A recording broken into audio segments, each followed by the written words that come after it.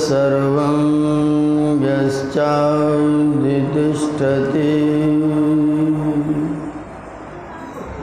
सर्वस्य च केवलं तस्मै ज्येष्ठाय ब्रह्मणे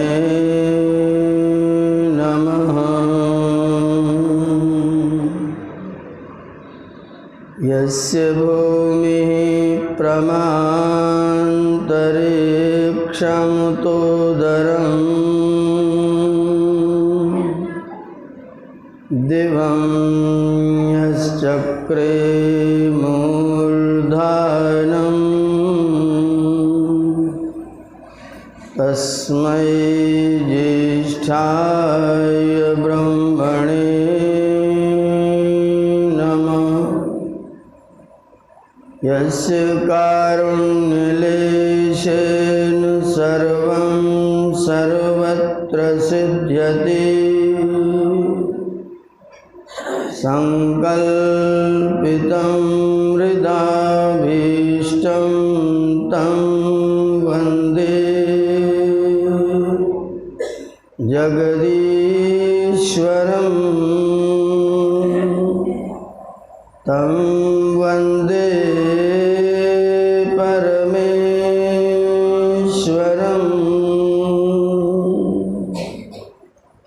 वयं त्वां स्मरामो वयं त्वां भजामो वयं त्वां जगत्साक्षिरूपं नमामः। सदेकं निधानं निरालम्बमीशं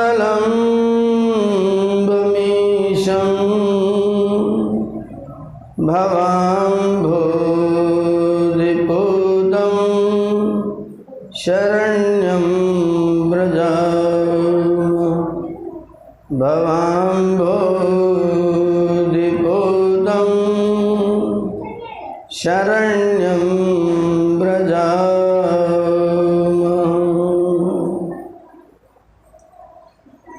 कार्यक्रम का कुशलतापूर्वक संचालन कर रहे आदरणीय डॉक्टर विनय प्रताप जी, इस कार्यक्रम के आयोजक आदरणीय श्री रणजीत आर्य जी, श्री रामकृष्ण जी, जिनके ओजस्वी गीतों से आप सब लोग प्रेरित हो रहे थे, मेरे भाई आदरणीय श्री प्रताप जी और उनके मित्र श्री सुखदेव जी, यहाँ पर उपस्थित वंदनीय मातृशक्ति, समादरणीय सज्जनों, बच्चों, साथियों, भगवान श्री कृष्ण के कृतित्व पर हम लोग चर्चा कर रहे हैं। उन्होंने जो मार्ग समस्याओं के समाधान का हमें सुझाया है, उन मार्गों को हम लोग खोलने की, देखने की चेष्टा कर रहे हैं इस कथा के माध्यम से। परिस्थितियां कैसी हों तो समाधान कैसा हो, प्रायः हमें मार्गदर्शन की आवश्यकता होती है। हमारा ज्ञान जैसा भी है, हमारा अध्ययन जैसा भी है, हमारा पठन पाठन जैसा भी है, हमारा घर परिवार जैसा भी है, किंतु परिस्थितियां हर व्यक्ति के समक्ष आती हैं। उन परिस्थितियों का समाधान कौन व्यक्ति कैसे करता है, यही उसकी बुद्धिमत्ता का परिचायक है। प्रायः मंचों पर आप सुनेंगे, प्रायः हमारा पूरा का पूरा जो समाज है, हमारी माताएं बहनें हैं, कोई व्यक्ति लाल कपड़ा पहन ले, जटा जूट रख ले, दंड कमंडल ले ले,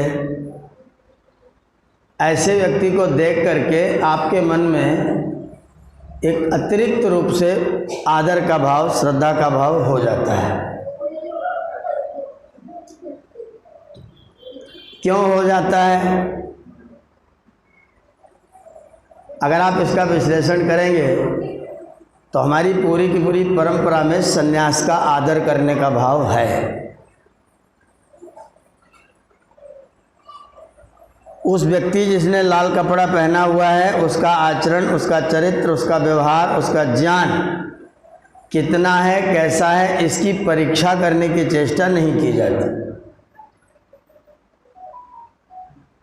एक व्यक्ति एकदम से गांव का हो, कभी स्कूल नहीं गया हो, कोई शास्त्र नहीं पढ़ा हो, आचरण में भी कुछ ना हो, लेकिन लाल कपड़ा पहन के आए, और उसी के साथ में एक व्यक्ति सामान्य पैंट शर्ट पहन करके उसके साथ में रहे, लेकिन वो प्रोफेसर हो, विद्वान हो, बताइए प्रणाम पहले किसको होगा?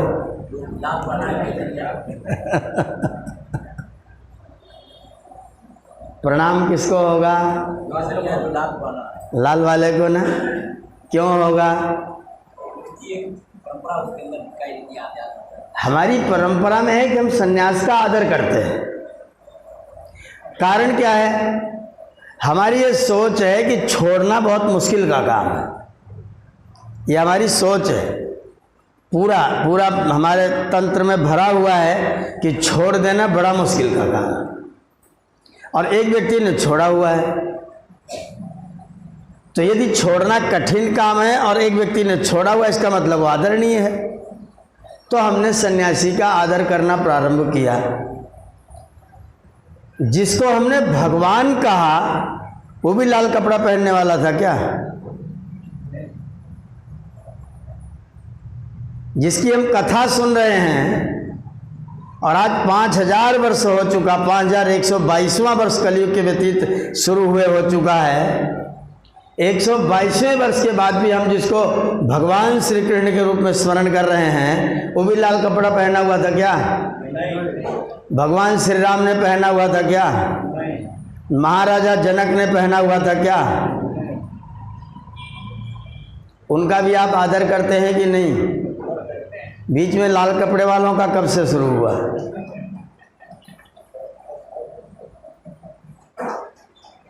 ये क्वेश्चन मार्क है, आप विचार करिए कब से शुरू हुआ। ये तब से शुरू हुआ जब से हम लोगों ने अपने गृहस्थ आश्रम की नाव को ठीक से चलाना बंद कर दिया। बड़े बड़े मंचों पर गृहस्थ की सरेआम निंदा की जाती है, गृहस्थ की निंदा की जाती है, गृहस्थ को बंधन का कारण माना जाता है, गृहस्थ में व्यक्ति को फंसा हुआ समझा जाता है, और हम आप सब गृहस्थी लोग आराम से एक कवच, एक रक्षा कवच बना लेते, भैया हम तो गृहस्थी है। गृहस्थी का मतलब गलत सलत करने की छूट, ऐसा तो नहीं। अगर ऐसा है तो भगवान श्री कृष्ण भी गृहस्थी है, भगवान श्री राम भी गृहस्थी है, महाराजा जनक तो महाराज थे, राज्य भी चलाते थे, फिर भी महर्षि लोग उनके पास पढ़ने आते थे। जनक के पास बड़े बड़े पढ़े लिखे लोग आते थे शिक्षा प्राप्त करने के लिए, और वो महाराज थे। इसका मतलब लाल कपड़े से, सफ़ेद कपड़े से कुछ भी लेना देना। तो ये बीमारी तो खत्म कर दीजिए। भगवान कृष्ण का एक व्यक्तित्व पक्ष में रख रहा था कि व्यक्ति का विकास कैसे हो, व्यक्तित्व का विकास कैसे हो। तो मैंने आपको रास्ता बताया, ज्ञान, कर्म, योग, और फिर अंत में ईश्वर प्रणिधान। इससे आपके व्यक्तित्व का विकास होगा। लेकिन व्यक्तित्व का विकास करने के बाद क्या गृहस्थ आश्रम फंसने का साधन है, बंधने का साधन है, बंधन का कारण है? मैं ऐसा नहीं मानता, और भगवान श्री कृष्ण भी ऐसा नहीं मानते थे। राजसूय जैसे यज्ञ में अग्र पूजा किसकी हो रही है? सन्यासी की, गृहस्थी की? राजसूय यज्ञ में अग्र पूजा का पात्र, अभी आप कहानी सुन रहे थे, राजसूय माने चक्रवर्ती होने का यज्ञ।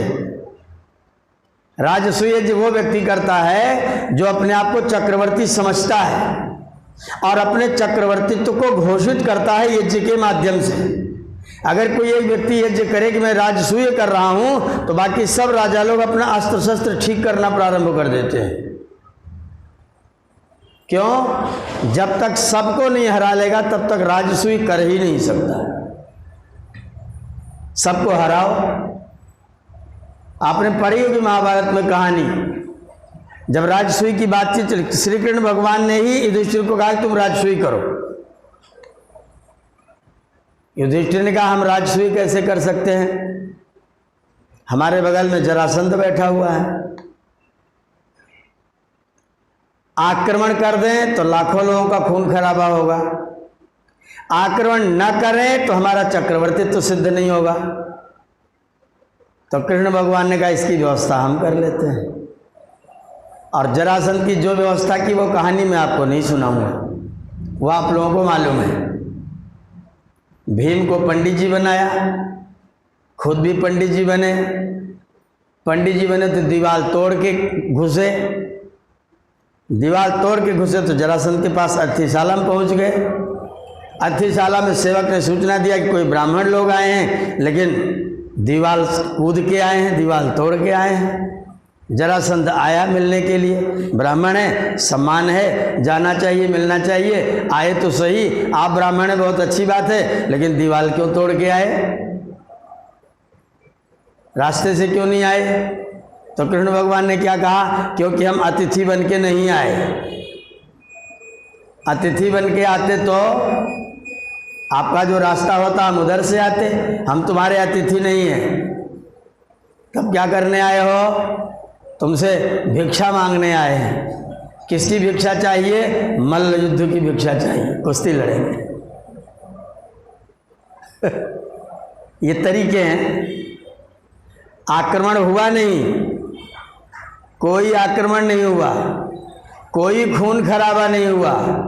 जो नहीं झुकने वाला था उसको झुकाने के लिए गए हैं। और क्या करने के लिए? मल्ल युद्ध करेंगे, इसलिए दीवार तोड़ के आए, जिससे तुम जान जाओ कि विरोधी लोग हैं। और हुआ, जरासंध समाप्त हुए।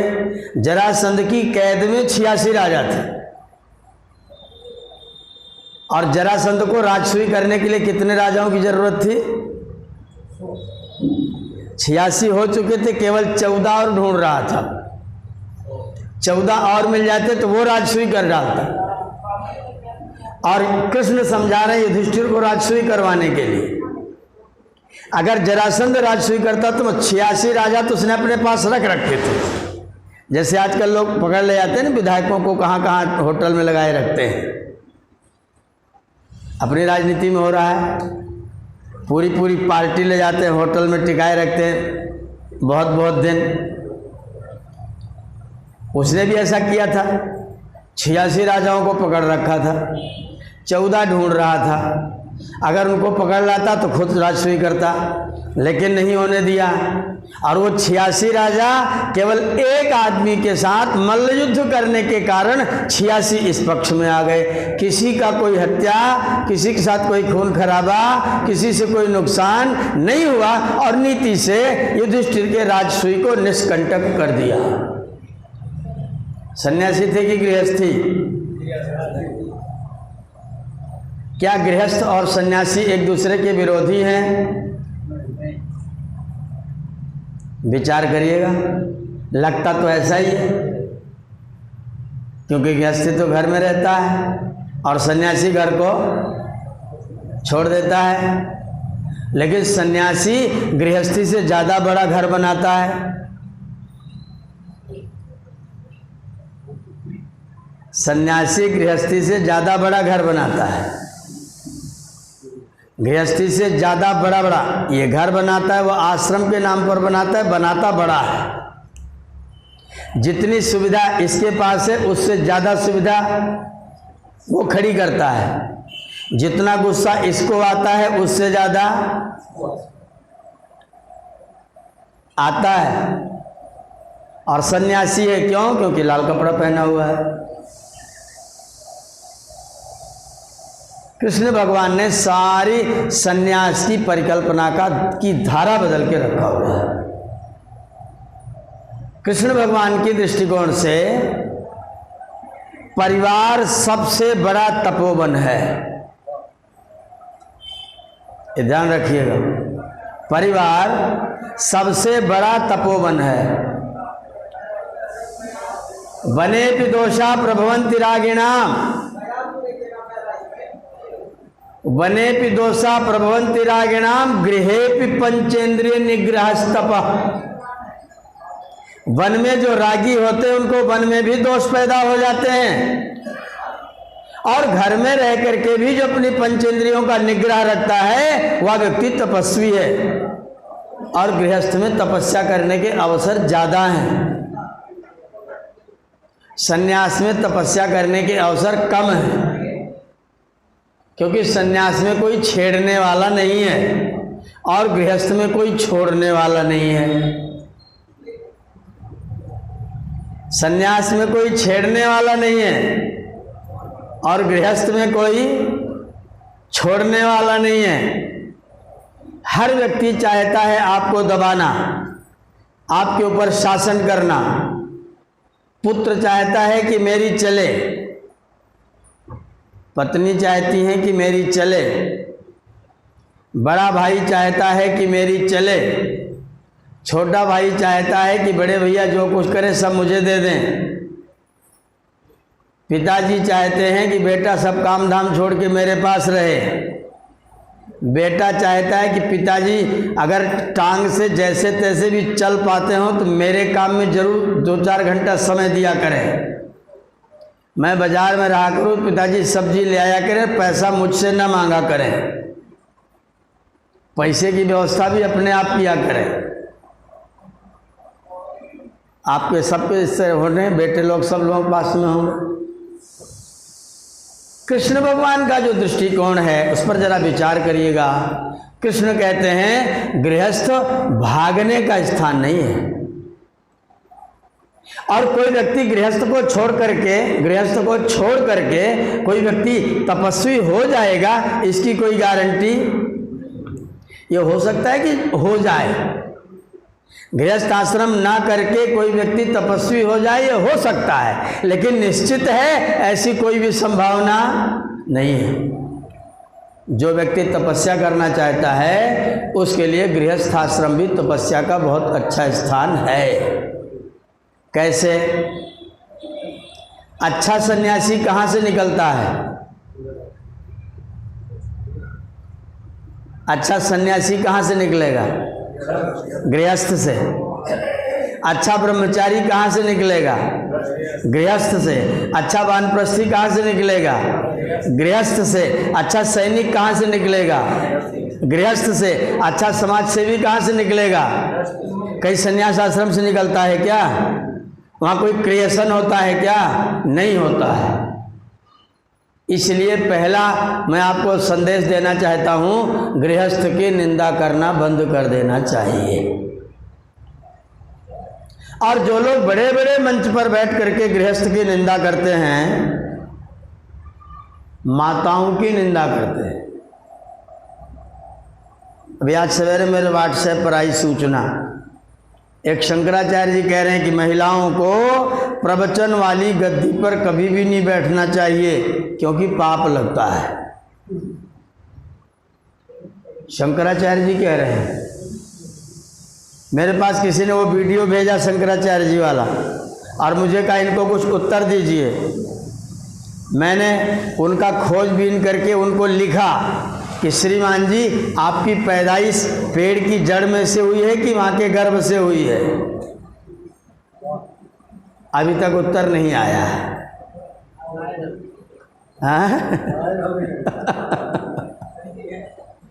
आपकी पैदाइश पेड़ की जड़ से हुई है कि माँ के गर्भ से हुई है? जो माँ अपवित्र थी उससे पैदा होने वाला शरीर पवित्र कैसे हुआ? जैसा कारण होता है वैसा ही कार्य होता है। अगर मिट्टी से घड़ा बनाएंगे तो लोहे का घड़ा बनेगा क्या? सोने का आभूषण बनाएंगे तो पीट पीट के तो चांदी का बन जाएगा क्या? जैसा कारण होता है वैसा ही कार्य होता है। अगर नारी जाति निंदनीय अपवित्र है तो उससे पैदा होने वाला कोई शरीर पवित्र, पुरुष के बैठने पर पाप नहीं लगेगा, नारी के बैठने पर पाप लगेगा। ये कथन करने वाले लोग अच्छे सन्यासी, बड़े बड़े सन्यासी, उनके लाखों लाखों फॉलोवर हैं, उनके पीछे चलने वाले लोग हैं। वो चांदी के रथ पर बैठते हैं, चांदी के बर्तन में भोजन करते हैं, अपनी गाड़ी पर तब तक बैठे रहते हैं जब तक उनकी आरती नहीं उतारी जाती है। जब आरती उतारी जाती है उसके बाद गाड़ी में से नीचे उतरते हैं, और हमारा गृहस्थी जो उनको भोजन प्रदान करता है वो उनके आरती उतारता है, उनके आगे आगे झाड़ू लगाता है, उनको उनके आसन तक ले जाता है, उनके आसन झाड़ू लगाता, पानी छिड़कता, फिर उनको उनकी गाड़ी पर बिठा देता है, इनको विदा कर देता है। साथ में इसकी जेब में जो कुछ होता है वो उनको दक्षिणा भी समर्पित। कर्म को महत्व प्रदान किया जाए कि वेश को महत्व प्रदान किया जाए? कर्म विशेष कि वेश विशेष? जब तक कर्म की पूजा नहीं होगी तब तक वेश हमेशा छलावे का काम करेगा, वंचकी करेगा, आडंबर करेगा। श्री सूत्र ग्रहण करिए, कृष्ण भगवान की चर्चा से सूत्र ग्रहण करिए। ये नारी जाति निंदनीय नहीं है, क्योंकि यह, मैं वेद के मंत्र सुनाऊं आपको सैकड़ों। राकामहम स्ववाम सुष्टुतिम हुए, मैं तुम्हारी स्तुति करता हूँ। सीनी वाली, सुकपर्दा, इतने इतने विशेषण दिए गए हैं माताओं के, भगवान वेद ने दिए हैं, स्वयं परमात्मा ने दिया है। उस नारी जाति को लाल कपड़ा पहन करके व्यक्ति कहता है नहीं ये तो दूषित है, अगर ये व्याख्यान देंगी तो पाप लगेगा, मंत्र पढ़ेंगी तो पाप लगेगा, हवन करेंगी कराएंगी तो पाप लगेगा, और हम लाल कपड़ा पहन करके कुछ भी करेंगे तो पाप नहीं लगेगा। ये न्याय है क्या? एकदम नहीं है। मैं सन्यास की निंदा नहीं कर रहा हूं, यह ना समझना कि मैं सन्यासी की निंदा कर रहा हूं, मैं कर्म की प्रशंसा कर रहा हूं। और जो व्यक्ति कर्म की प्रशंसा की अवहेलना करता है, जो व्यक्ति कर्म की अवहेलना करता है, वह व्यक्ति अपने समाज के लोगों को निकम्मा बनाने का उपदेश करता है। और जिस समाज में ज्यादा निकम्मे लोग होंगे उस समाज की गाड़ी उन्नति की ओर जाएगी क्या? कभी नहीं जाएगी।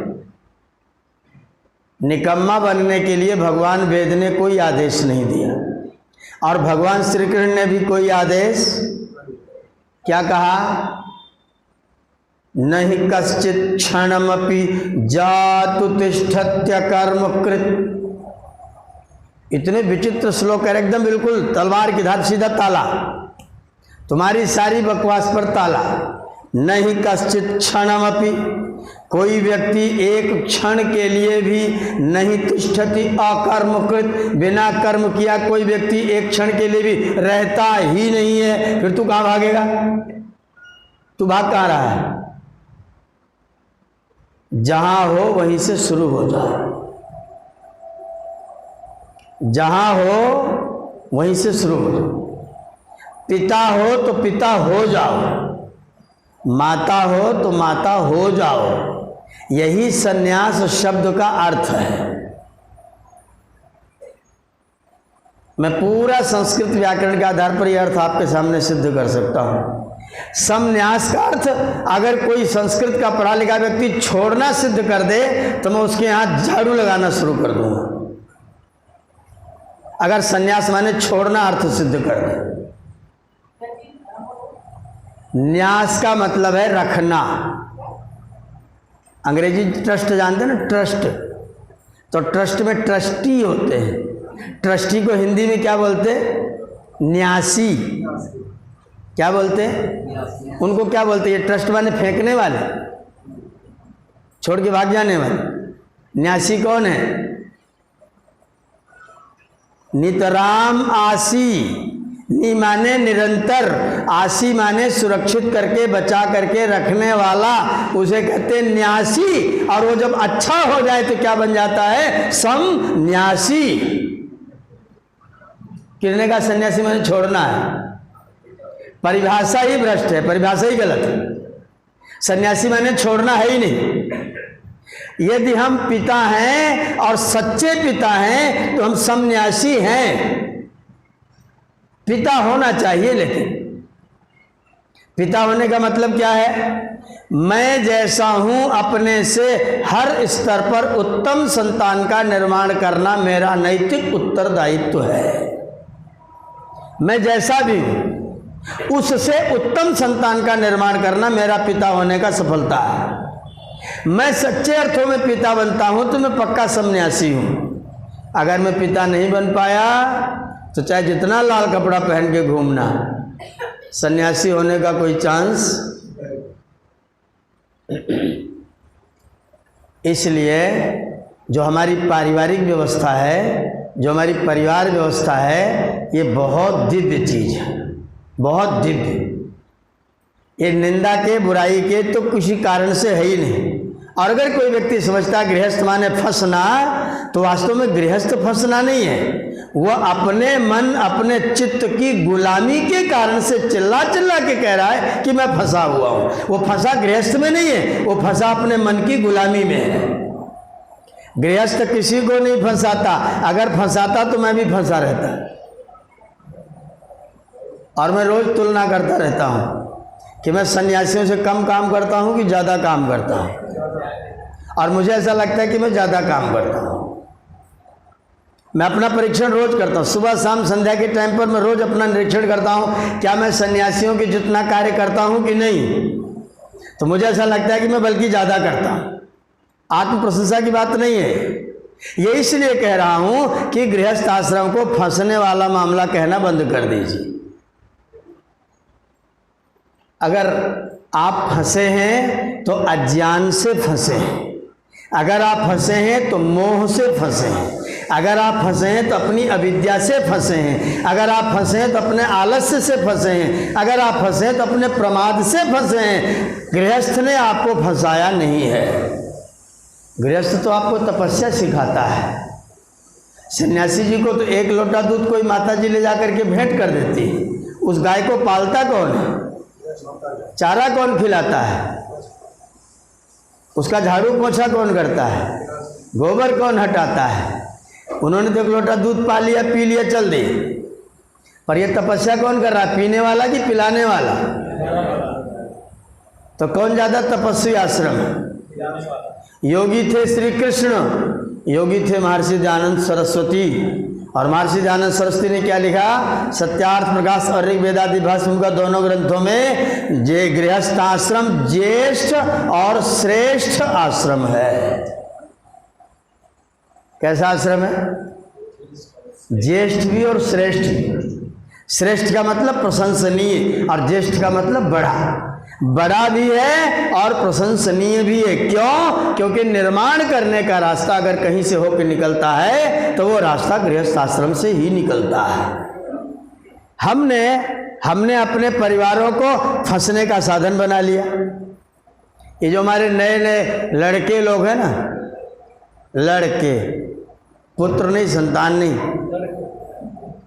नए नए लड़के, खुशी खुशी नहीं, प्रेम से नहीं, लड़के इतना मजाक उड़ाएंगे, ऐसी ऐसी मजाक चलेगी फेसबुक पर, व्हाट्सएप पर, यूट्यूब पर, जितने जितने सोशल मीडिया के संसाधन हैं उस पर मजाक के पात्र राजनेताओं में श्रीमान जी है, आप सब लोग जान गए होंगे, राजनीति में। और अगर बाकी हम लोगों में तो फिर बहनें हैं, माताएं हैं। चित्र जितने ज़्यादा से ज़्यादा दिखाने वो किनके ज़्यादा हैं? वो भी मेरी माताओं बहनों के हैं। हमने इनको किस चीज़ का साधन माना है? हमने इनको त्याग की देवी के रूप में तो कभी आदर किया ही नहीं, ना हमने कभी इनको समझा है। हमने इनको विलास का साधन समझा है। नारी क्या है? विलास का साधन। विवाह क्या है? भोगायतन। ऐसी परिभाषा है क्या गृहस्थ की? लिखा है क्या कहीं पर? कहीं लिखा हो तो मुझे प्रमाण दे के जाना।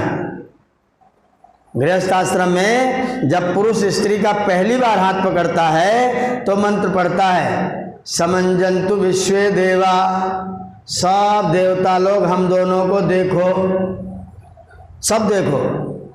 समंजंतु विश्वे देवा सम आपो हृदयानि नौ, हमारा हृदय आपस में किसकी तरह मिला हुआ है? जल की तरह मिला हुआ है। सम मातरिस्वा सम धाता समुदेष्ट्री, जैसे आकाश पृथ्वी से, जैसे वक्ता श्रोता से।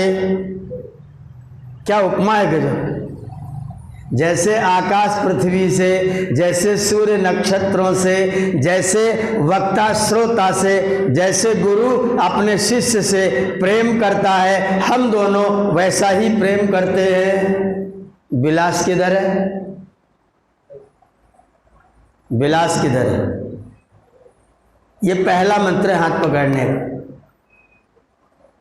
और जब भावर घूमते ना, फेरा घूमते हैं, तो क्या बोलते हैं? गृभणामिते सौभगत्वाय हस्तम, ए देवी मैं तुम्हारा हाथ पकड़ता हूँ। किसके लिए? सौभाग्य के लिए। एक भाग्य के लिए नहीं, सौभाग्य के लिए। मैं तुम्हारा हाथ पकड़ता हूँ सौभाग्य के लिए। मया पत्या जरदष्टि यथासा, मेरे साथ में वृद्धावस्था पर्यंत आनंद पूर्वक निवास करना। भगो अर्यमा सविता पुरंधी मह्यम त्वा अदु गारपत्याय देवा, देवा त्वा मह्यम अदु, देवों ने तुमको मुझे दिया है। किसने दिया है? देवों ने। किसके लिए दिया है?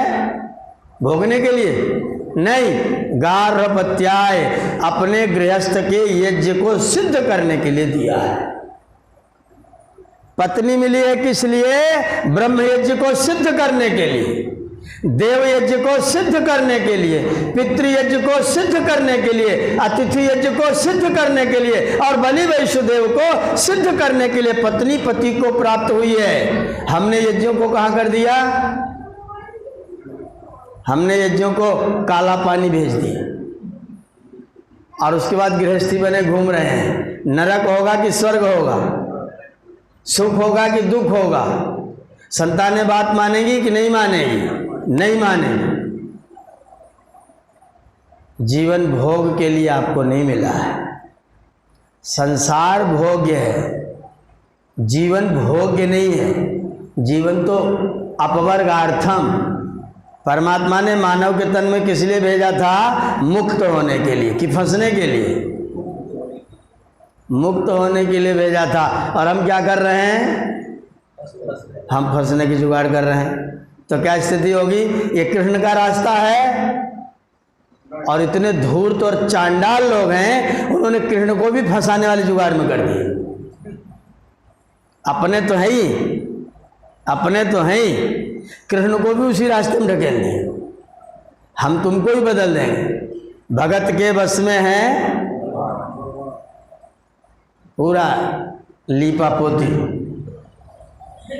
भगत के बस में है भगवान। बड़ी सुंदर कहानी सुनाई। मूर्ति को बुखार आ गया, डॉक्टर ने आला लगाया तो उसको ताप महसूस हुआ। डॉक्टर पागल होकर भागने लग गया।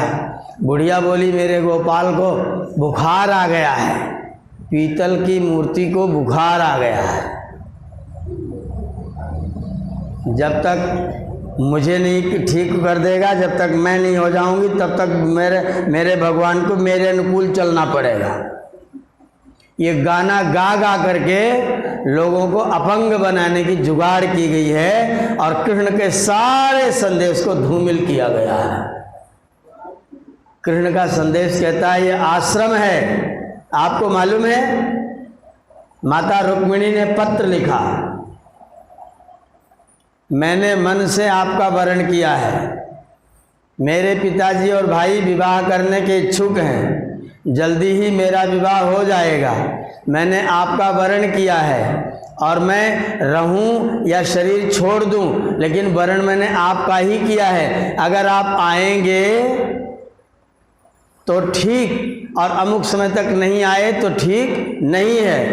कृष्ण भगवान गए और जा करके पूजा के लिए वो आई थी मंदिर में, उनको लिया और लेकर के क्या किया, सारथी बनाया कि रथी बनाया? ये है मजे की बात, ये मजे की बात। अगर रथी बनाते तो अपहरण होता। अगर रथी बनाते तो अपहरण होता, अपहरण होता तो कृष्ण के चरित्र पर लांछन लगाने का, उंगली उठाने का एक रास्ता आपको मिल जाता। कृष्ण भगवान ने उनको रथी नहीं बनाया, रुक्मिणी को सारथी बनाया, खुद रथी बन करके बैठ गए। अगर कोई कहेगा कौन ले गया, तो रुक्मिणी कृष्ण को ले गई। हम कहाँ ले गए थे? हम कहाँ ले गए भाई? हमने अपहरण कहाँ किया है? मेरा खुद का ही अपहरण हुआ, और अपहरण भी हुआ है तो किसके लिए, उद्देश्य क्या है? बड़ा गजब का है। उस समय कृष्ण भगवान की अवस्था थी 36 साल। कितने? 36 साल। और 36 साल में ब्रह्मचर्य की अवस्था होती कौन सी? रुद्र ब्रह्मचारी। 24 साल में वसु ब्रह्मचारी, 36 साल में रुद्र ब्रह्मचारी, और 48 साल में आदित्य ब्रह्मचारी। 24, 36 और 48 को जोड़ दीजिए, कितना हो गया? गणित तो आप लोगों को मालूम है ना। 24, 36, 48 जोड़ें कितना हो जाएगा? 108। ये जो नाम के आगे 108 जुड़ता है, उन्हीं के जुड़ना चाहिए जिनका 48 साल तक का अखंड ब्रह्मचर्य होता है। उनके नाम के आगे 108 जुड़ता है। चरक और सुश्रुत के लोग कहते हैं पुरुष के शरीर की शक्ति शुक्र स्पर्म जो है वो 48 वर्ष की अवस्था में सर्वांग संपूर्ण पूरी तरह से परिपक्व होते हैं। कृष्ण भगवान ने रुक्मिणी को प्राप्त किया 36 वर्ष की अवस्था में। रुक्मिणी ने कहा कि मुझे आपके जैसी संतान चाहिए। कृष्ण भगवान ने कहा अभी 12 साल बाकी है। कितना? 12 साल बाकी है। तो क्या करना चाहिए? 12 साल के लिए तपस्या के लिए जुट जाओ। तुम भी ब्रह्मचर्य का पालन करोगी, मैं भी ब्रह्मचर्य का पालन करूंगा।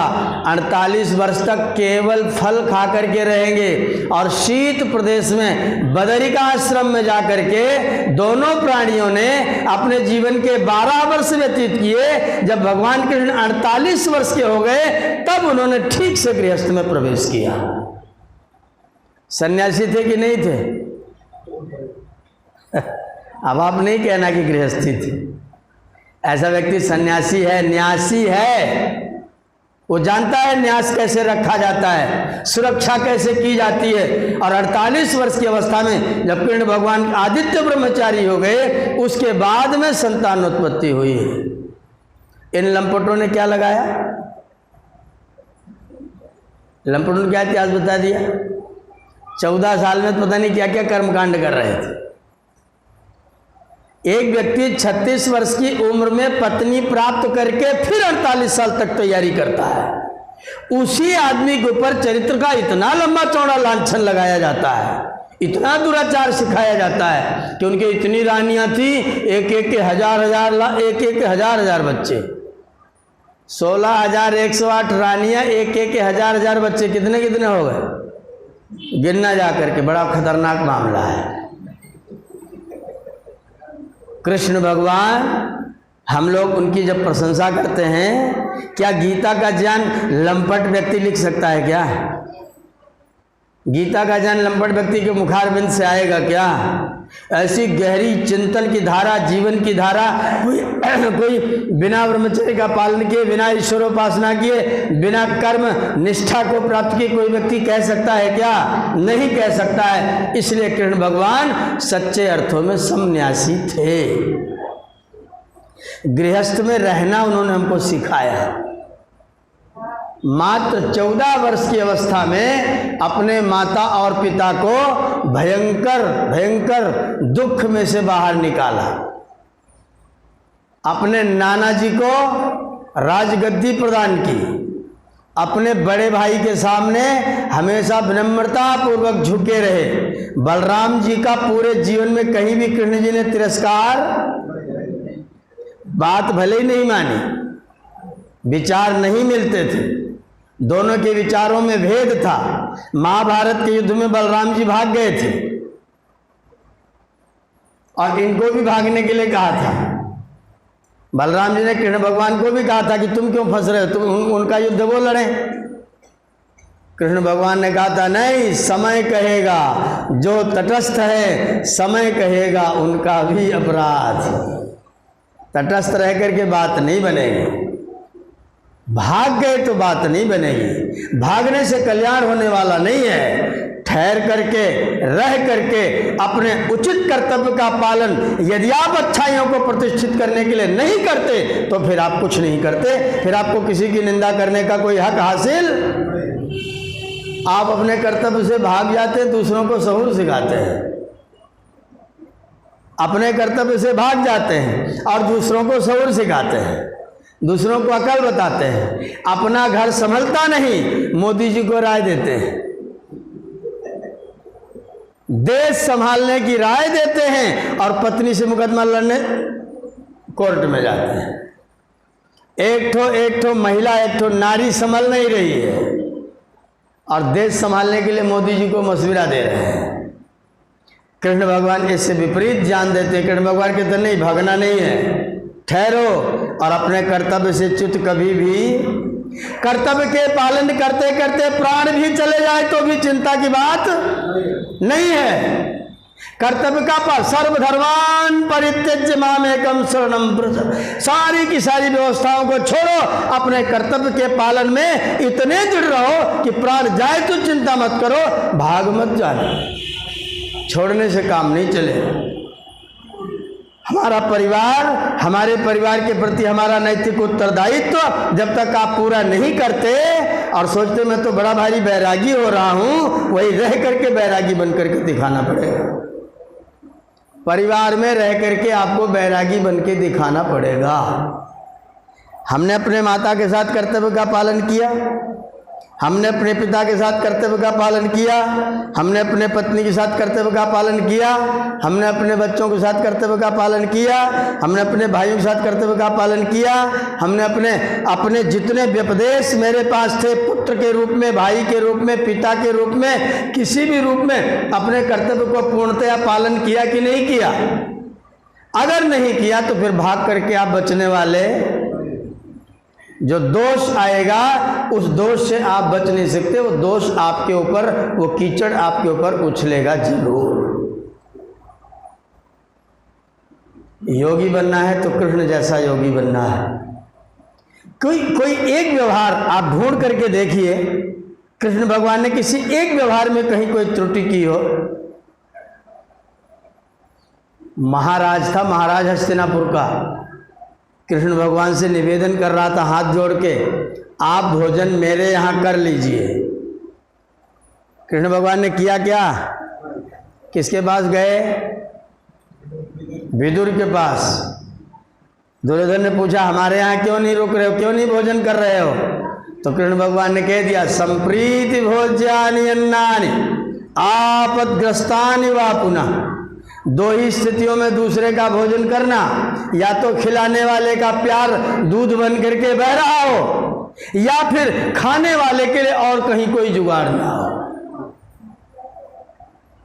या तो खिलाने वाला प्यार से पगा हुआ हो और या तो खाने वाले को और कहीं भोजन मिलने की कोई आशा ना हो। तो जो मिल जाए, जहां मिल जाए सब ठीक है। ना तो मेरे सामने ऐसी स्थिति है कि मुझे भोजन हस्तिनापुर में कोई नहीं देगा, और न ऐसी स्थिति है कि तुम्हारे अंदर बड़ा प्यार है इसलिए मैं तुम्हारा भोजन नहीं करूँगा, और भोजन तो मैं काकाश्री विदुर के यहाँ जाकर के ही करूँगा। संबंध निभाने का जो तरीका भगवान कृष्ण ने सिखाया है हमको, विकट से विकट परिस्थिति में अगर द्रौपदी के साथ में मित्रता समझते थे तो हर परिस्थिति में द्रौपदी के साथ खड़े होते थे। अगर पांडवों के साथ में मित्रता किया था तो युद्ध छोड़ करके भाग नहीं गए थे। युद्ध में लगातार 18 दिन जब तक उनको फिर से राजा बना करके उपस्थित नहीं कर दिया, तब तक भगवान कृष्ण उनके साथ साथ में घूम रहे थे। क्या हम अपने दायित्व का पालन इस तरीके से करते हैं? क्या हमारे माता पिता हमारे आचरण से खुशी हैं, प्रसन्न हैं? क्या हम अपने माता पिता को संतुष्ट करते हैं? क्या माता पिता एकांत में मिल जाएं तो हमारी प्रशंसा करते हैं? अगर करते हैं तो आप बहुत अच्छे हैं, अगर नहीं करते हैं तो फिर कहीं न कहीं तो त्रुटि हो रही है। आप उदाहरण ले सकते हैं, मुँह देखी करने की ज़रूरत नहीं है।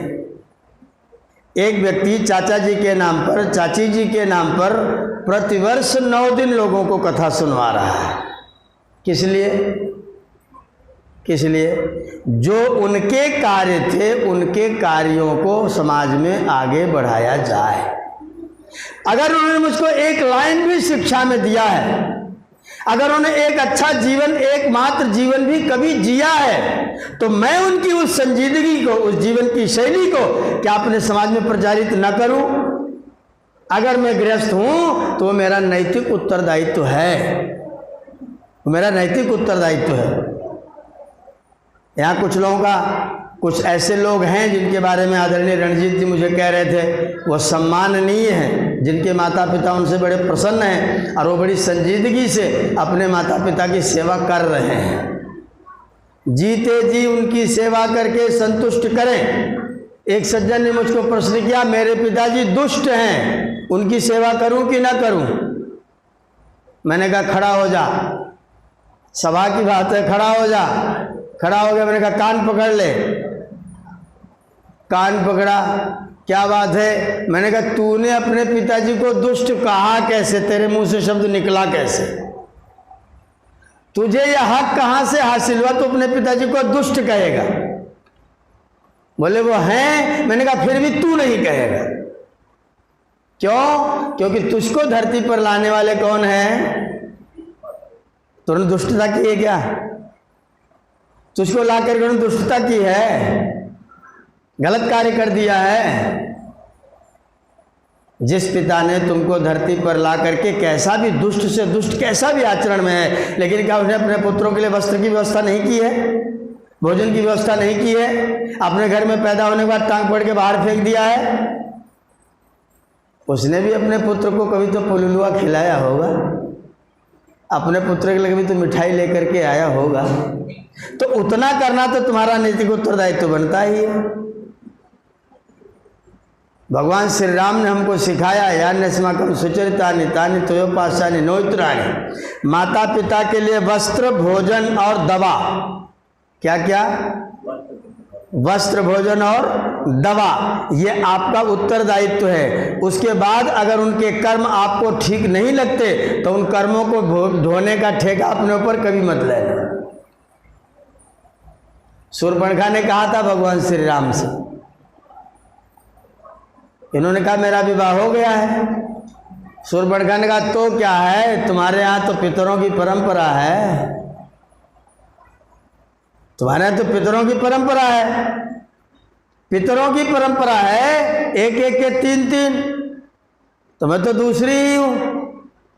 श्री राम ने कहा देखो, मैं अपने पिताजी के ऊपर कोई लांछन नहीं लगाता, उन्होंने जो किया, जैसा किया वो जाने, उनका कर्तव्य, उनका काम जाने, लेकिन मैं उनके उस रास्ते को अनुगामी बनूं, ये मेरा कर्तव्य नहीं, ये आर्य धर्म नहीं है, ये आर्य धर्म नहीं। मैं आर्य धर्म का पालन करूंगा, पिताजी की बुराई भी नहीं करूंगा और पिताजी के रास्ते पर भी नहीं चलूंगा। इस मामले में उनके रास्ते पर मैं चलने वाला नहीं हूं। मैं आर्य हूं और आर्य का धर्म है एक पत्नी व्रत होना, मैं वो कार्य करता, सीधा सीधा मना कर दूं। तो मेरे पिताजी के जो नैतिक ठीक चीजें हैं, जो मेरे जीवन में ठीक हैं, जो वेदानुकूल हैं, जो ऋषियों की आज्ञाओं के अनुकूल हैं, जो शास्त्र की मर्यादा के अनुकूल है, पिताजी के उन कर्तव्यों का मैं पालन करूंगा। वह कैसे भी है तो भी उनके लिए वस्त्र की व्यवस्था, भोजन की व्यवस्था और आवश्यकता पड़ने पर औषध की व्यवस्था मेरा करना नैतिक उत्तरदायित्व है। वो पालन करिए, उसके बाद उनके सारे कर्तव्यों को अपने जीवन में अपना लीजिए, कोई ज़रूरत नहीं।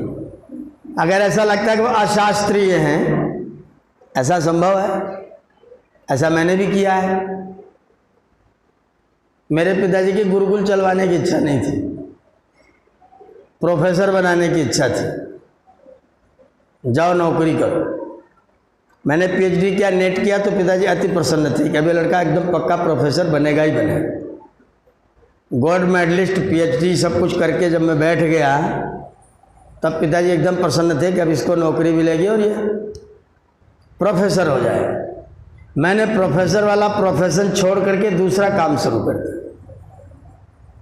पिताजी ने बहुत कहा, बहुत डांटा, बहुत विरोध किया, मैंने कोई जवाब नहीं दिया, जवाब करके दिया। कह के कुछ नहीं दिया, वाणी से कुछ भी नहीं दिया, करके दिया। अब गुरुकुल देखते हैं तो अति संतुष्ट होते हैं, अब देखते हैं तो अति संतुष्ट होते हैं। उनकी इच्छाएं, उनकी भावनाएं, उनके लिए जो आवश्यकताएं शारीरिक है उनकी पूर्ति करना मेरा उत्तरदायित्व है, लेकिन वो जो कहें वही करूं, इसकी जरूरत अगर उचित है, अनुकूल है, शास्त्रीय मर्यादा के अनुकूल है, या फिर तथाकथित भीड़ में घुस जाने वाली स्थिति है तो मैं नहीं घुसता, मैं अपना रास्ता अलग बनाऊंगा। रास्ता हमने अलग चयन कर लिया, मेरा रास्ता दूसरा हो गया, रास्ता अलग हो गया। प्रोफेसर नहीं बने लेकिन प्रोफेसर तो हैं, तथाकथित नहीं बने, यथाकथित बने। प्रोफेसर हैं, पीएचडी वालों को पढ़ा रहे हैं, पीएचडी वाले साथ साथ में पढ़ते पढ़ाते चल रहे हैं। दिन रात पीएचडी की शोध की चीज़ें हो रही हैं, शास्त्र पढ़े पढ़ाए जा रहे हैं। दिन रात पीएचडी की शोध की चीज़ें हो रही हैं, शास्त्र पढ़े पढ़ाए जा रहे हैं, नौकरी नहीं करते हैं। प्रोफेसर है लेकिन नौकरी नहीं करते। नौकरी करना हमने सोचा था स्वयमेव मृगेंद्रता, नौकरी करने के बजाय नौकरी देने वाले, वीर की नौकरी लेने वाले। एक व्यक्ति नौकरी दे, एक व्यक्ति नौकरी ले, वीर कौन है? जो दे सकता हो। मैंने वो वाला रास्ता चयन कर लिया, पिताजी की बात नहीं मानी, पिताजी की बात इस मामले में मैंने नहीं स्वीकार की। ये मर्यादा है, ये भगवान श्री राम की मर्यादा है, लेकिन उनका तिरस्कार करूं? वो हाई स्कूल तक पढ़े ये कहूं? उनको कुछ नहीं आता ये कहूं? बिल्कुल नहीं, कदापि नहीं। वो मेरे पिताजी हैं, वो मेरी माताजी हैं। माताजी को पता ही नहीं पीएचडी क्या होती है। अरे भैया इतना मोट किताब लिखे हैं, बस इतना जानती हैं। पीएचडी क्या होती है नहीं जानती, भैया इतना मोट किताब लिखे ये जानती हैं। और किताब में मैंने उनका भी नाम डाल दिया है, तो कहते हमारा नाम लिखल बा। इतनी मोट किताब भैया लिखे हैं, मेरा भी नाम उसमें लिख रखा है। इतना जान के माताजी प्रसन्न होती है।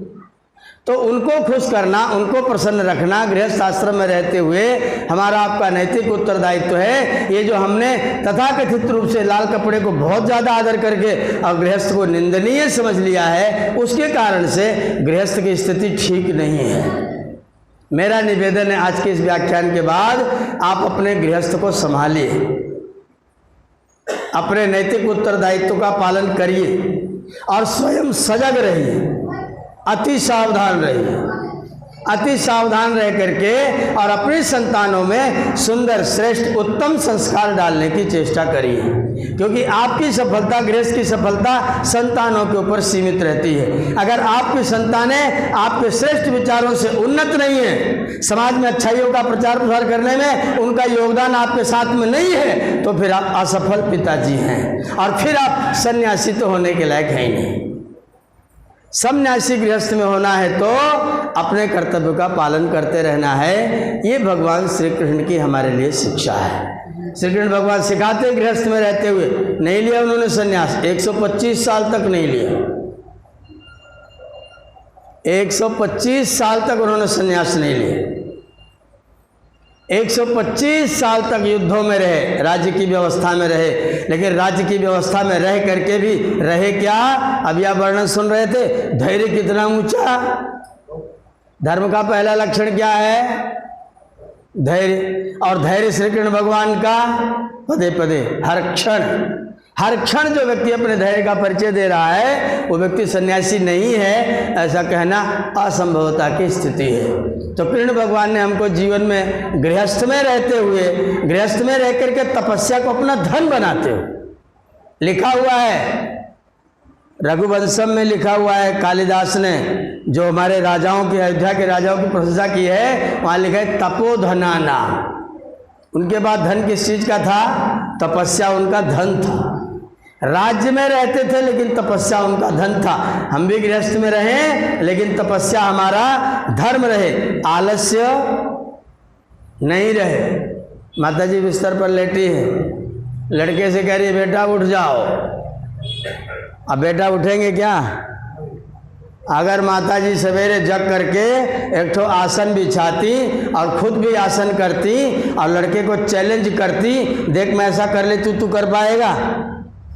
तो लड़का करेगा कि नहीं? आसन कंपटीशन में करके दिखाएगा। मैं तो अपने बच्चों के साथ यही क्या करता था, छोटे छोटे सीधा मयूर आसन लगा के उनके सामने खड़े हो गए, अब आ जाओ तुम करो, नहीं करो मेरी पीठ पर बैठ जाओ। मयूरासन लगा के उनको अपनी पीठ पर बैठा लिया, अब बैठो, अब चलो मैं तुम्हारी पीठ पर नहीं बैठूंगा, पर करके दिखाओ। अब वो कंपटीशन में तीसरे दिन तो मयूरासन लगाना शुरू कर दिए। 3 साल 4 साल की उम्र में मयूरासन में खड़े हो रहे हैं बच्चे। कहाँ से ट्रेनिंग आई?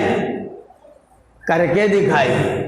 अगर आप आलस से 1 करेंगे तो आपके बच्चे 3 करेंगे, 3 करेंगे। अगर आप 1 आलस करोगे बच्चे 3 करेंगे। अगर आप 1 चेतना दिखाओगे, और बच्चों को कंपटीशन में लाना बहुत अच्छा लगता है, उनको चैलेंज बताइए तो बहुत जल्दी से कूद पड़ते हैं। आप अपना जो कार्य करो चैलेंज में खड़ा कर दीजिए। जब आपके बच्चे चैलेंज में आएंगे आपके साथ, मैं तो ऐसा करूँ, तुम कर पाते हो क्या? मैं क्यों नहीं कर लूँगा, आ जाओ मेरे साथ बैडमिंटन खेलो, देखो तुम कितना ऊंचे तक तुम पहुँचाते हो, मैं कितना ऊंचे तक पहुँचाता हूँ। अब देखिए बच्चा फटाफट मारेगा कि नहीं मारेगा। ना हम खेलते हैं ना हम खिलाते हैं। और जब छोटे होते हैं तो उनको बिना मतलब की बातें सिखाते हैं, लल्ला लल्ला लोरी, दूध की कटोरी, दूध में बतासा, लल्ला करे तमाशा। और कोई काम नहीं रह गया था क्या? यही सब रह गया था बच्चों को कराने का। बच्चों को प्रारंभ से ही एकदम उनको इतना मजबूत, इतना सुंदर, इतना श्रेष्ठ, शक्तिशाली, बलवान उनके सामने परिस्थितियां पैदा करिए, और परिस्थितियों में से निकलने के लिए उनसे रास्ता पूछिए। तरीका है बच्चों से काम लेने का, बच्चों को काम कराने का। ऐसी परिस्थिति पैदा करिए, परिस्थिति पैदा करिए। गाय की रस्सी खोल के चले आए, बेटा देखना बांध पाएगा कि नहीं बांध पाएगा। हमारी माता जी क्या कहेंगी? अरे तू न जाया भैया, तू रह दे, तू न जाया, गैया मार दे। गैया मारेगा तो बात की बात है, तुमने पहले से डरा करके खत्म कर दिया मामला उसका। वीर कब बनेगा वो? अपने बच्चों को वीरता सिखानी है तो परिस्थिति पैदा करिए और उसमें से उनसे समाधान पूछिए अब कैसे होगा। और जब वो परिस्थितियों का समाधान करना प्रारंभ करेंगे, उनके अंदर विचार पैदा होगा, और जब विचार पैदा होगा और कभी वो बैठेंगे तो सोचेंगे मेरी माता जी ने, मेरे पिताजी ने कितने सुंदर तरीके से मुझको अच्छी बात सिखा दी थी, रास्ते से निकलने का रास्ता सिखा दिया था। हम गृहस्थ में आलस्य करते हैं, आलस्य ही सिखाते हैं, खाना ठीक नहीं करते हैं, ना उनको खाना ठीक सिखाते हैं। बच्चे ने कह दिया दूध नहीं पीऊंगा तो तुरंत विकल्प दे देते, चाय पिएगा, देख भाई पिएगा तो दूध पी, नहीं तो नमस्ते पानी पी के रहना, फिर दूसरी कोई चीज़ मिलने वाली तो क्या करेगा? झक मार के पी, नहीं पिएगा तो दूसरा कुछ मिलने वाला। इसने नहीं खाया रोटी, माता जी ने पकड़ा दिया इसको रस्क, ब्रेड, रोटी नहीं खाऊंगा। रोटी उठा करके रख दीजिए, ये रखिए, तेरा मन करे तो खा लेना, नहीं तो और आज कुछ मिलने वाला तो क्या खाएंगे? फिर ये जान जाएंगे कि माता जी और कुछ खिलाने वाली, माता जी उसको विकल्प देना शुरू करती है। फिर वो विकल्प और विकल्प और विकल्प और विकल्प, उसका बेचारे का जीवन ही विकल्पमय हो जाता है। उसका सारा जीवन विकल्पमय बना देते हैं। बच्चों को मजबूत बनाना है तो आपके अंदर दृढ़ता, बच्चों के साथ कोमलता कब तक? 3 साल 5 साल। उसके बाद फिर आपके अपने नियम पालन में एकदम दृढ़ता। हम लोग नैनीताल में घूम रहे थे बाजार में, मेरा बेटा सबसे छोटा वाला मुश्किल से 5 साल का रहा होगा। माता जी से बोला एक ठो कार खरीद दीजिए। माता जी ने कहा पिताजी से कह दो। तो क्या बोलता है पता? मैं सुन रहा था, आप तो जानती हैं पिताजी हैं ठूठ, मना कर दिए तो कर दिए, बदलने वाला कोई मामला है नहीं। आप दिलवाओ तो बताओ, नहीं तो छोड़ो, पिताजी से तो मैं कहने वाला नहीं। उसे पता है पिताजी के लिए विकल्प उपलब्ध होने वाला, तो फिर आपके पास आए क्या विकल्प मांगने? बात ही खत्म हो गई। आपने विकल्प दे दिया तो आज एक देंगे तो कल दूसरा नहीं लेगा क्या? कल तीसरा नहीं मांगेगा क्या? इसलिए विकल्प वाला मामला मत बनाइए। विकल्प बनाएंगे फिर बच्चे आपकी बात नहीं मानेंगे, अपनी मनवाएंगे। फिर आप उनको विकल्प दीजिए, वो आपसे अपनी बात मनवाएंगे, और जब वो मनवाना शुरू करेंगे तो फिर आपको मनाने के लायक रहने नहीं देंगे। फिर आप बाद में कहेंगे बच्चा हमारी बात मान, फिर कहाँ से मानेगा? आपने उसे मनवाया ही नहीं शुरुआत से। तो बच्चों के प्रति बड़ी दृढ़ता के साथ आप अपने नियम के पालन में दृढ़ रहे। कृष्ण भगवान को देखिए, प्रद्युम्न को गदा चलाना किसने सिखाया था? पिताजी ने।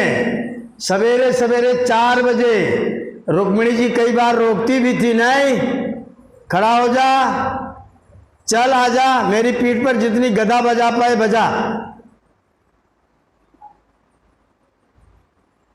और जब प्रद्युम्न व्यायाम करके और तैयार होकर के जब दोनों आते थे ना अखाड़े से, तो रुक्मिणी जी खुद ही चक्कर पड़ जाती थी, कृष्ण आ रहे हैं प्रद्युम्न आ रहा है। हमारे पिताजी तो व्यायाम कराने लेके जाते नहीं, पिताजी खुद ही नहीं करते। पिताजी उठते हैं, उठते ही चाय ढूंढते हैं, नहीं तो तम्बाकू ढूंढते हैं। और दुर्भाग्य रहता है बच्चे से ही मंगाते हैं, मम्मी इस तम्बाकू मांग के ला रहे। वो सवेरे सवेरे जाता है, रास्ते आते समय रास्ते में का अपना चीखना शुरू कर देता है। सारा करप्शन, घर की पैदाइश से लेकर के लास्ट तक करप्शन ही करप्शन। आज के मेरे व्याख्यान का उद्देश्य था कृष्ण और परिवार। भगवान कृष्ण ने परिवार में दृढ़ता से रहना और अपने संबंधों को निभाने के लिए किसी भी हद तक जाकर के उन संबंधों की सुरक्षा करना। कुंती जी की कैसी भी परिस्थिति रही, लेकिन बुआ बुआ करते करते कृष्ण भगवान वृद्धावस्था पर्यंत अपनी बुआ का साथ नहीं छोड़ रहे थे, पांडवों का साथ नहीं छोड़ रहे थे, कदापि नहीं छोड़ा। जिसका साथ पकड़ लिया उसका साथ कभी नहीं छोड़ा। संबंधों को निभाने के प्रति हमारे मन में भी दृढ़ता रहे तो गृहस्थी भी सन्यासी हो सकता है। आइए गृहस्थ आश्रम को सन्यास आश्रम बनाएं और अपने जीवन को मजबूती से तपस्या के द्वारा दृढ़तर बनाने की चेष्टा करें। इस संदेश के साथ इस समय के लिए अपनी वाणी को विराम देते हैं। ओम शांति। और बहुत धन्यवाद आचार्य जी, बहुत अच्छा अच्छे मन से बहुत रोचक ढंग से आपने योगेश्वर श्री कृष्ण के गृहस्थ आदर्श गृहस्थ जीवन की बहुत ही रोचक व्याख्या की और बताया कि गृहस्थ एक तपोवन है, इसमें संयम सेवा और सहिष्णुता की साधना होती है। बहुत ही बहुत आपको धन्यवाद साधुवाद। और इसके साथ ही आचार्य जी के उद्बोधन के साथ ही आज 9 दिवसीय श्री कृष्ण कथा के द्वितीय दिवस की सायंकालीन मेला का समापन होता है। आचार्य जी शांति पाठ के साथ कार्यक्रम का समापन करेंगे। पूर्व सूचनाएं हैं, कल प्रातःकाल प्रतिदिन की भांति 8:30 बजे से यहाँ पर टीम प्रारंभ होगा। आज माताओं की संख्या यदि नहीं थी, मैं निवेदन करूँगा सभी उपस्थित माताओं से कि कृपया यज्ञ में वेदी पर प्रातःकाल जरूर उपस्थित हो। यज्ञ वही श्रेष्ठ कर्म कर्म जीवन का सर्वश्रेष्ठ कर्म है, ईश्वर की सर्वोत्तम उपासना है, उसमें आना अवश्य चाहिए। निश्चित रूप से कल मैं अपेक्षा करूँगा कि माता के यज्ञ वेदी को उपस्थित करेंगे और जो यहाँ बंधु लोग उपस्थित हैं, आर्य बंधु लोग हैं, आर्यों का परम कर्तव्य है कि यज्ञ करना, यज्ञ करने से स्वर्ग की प्राप्ति होती है, स्वर्ग कामना होगी, जो स्वर्गीय सुख की कामना करते हैं उनको यज्ञ करना चाहिए। तो निश्चित रूप में कल आप सभी को यदि जो करते हो ऐसी सूचना पर ध्यान देंगे। इस निवेदन के साथ कार्यक्रम का समापन होगा। ओम द्यौ शांतिरंतरिक्षं शांति पृथिवी शांतिरापः शांतिरोषधयः शांतिः वनस्पतयः शांतिर्विश्वे देवाः शांतिर्ब्रह्म शांतिः सर्वं शांति शांतिरेव शांति सामा शांतिरेधि। ओम शांति शांति शांति। जो बोले सो अभय मर्यादा पुरुषोत्तम भगवान श्री रामचंद्र की, योगीराज भगवान श्री कृष्णचंद्र की, ब्रह्मर्षि गुरुवर विरजानंद दंडी की, महर्षि दयानंद सरस्वती की, भारत माता की, देश जाति धर्म पर बलिदान होने वाले वीर वीरांगनाओं की, सभी सत्पुरुषों की, सभी सन नारियों की, गौ माता का, वेद की ज्योति, यज्ञ की ज्योति, ओम का झंडा, सत्य सनातन पवित्र वैदिक धर्म की वैदिक ध्वनि।